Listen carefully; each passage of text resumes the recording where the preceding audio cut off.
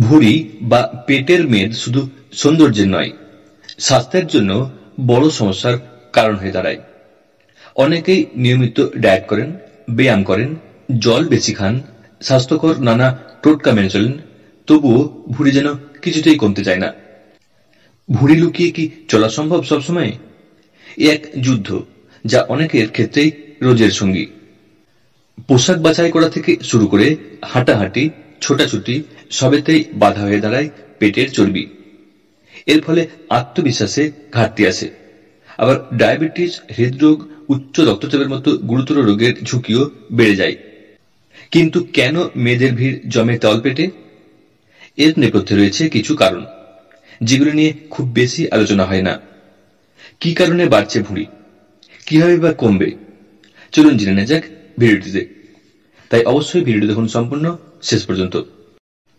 আর সাথে করব অনুরোধ, চ্যানেল বা পেজের সাথে থাকার জন্য অবশ্যই চ্যানেল বা পেজটি ফলো বা সাবস্ক্রাইব করে রাখুন। আসা যাক মূল বিষয়ে।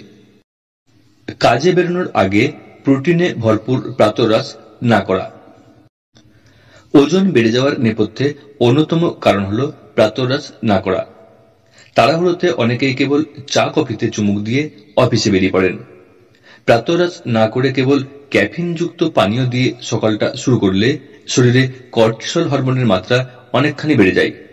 এই কারণে ভুঁড়ি বাড়ে।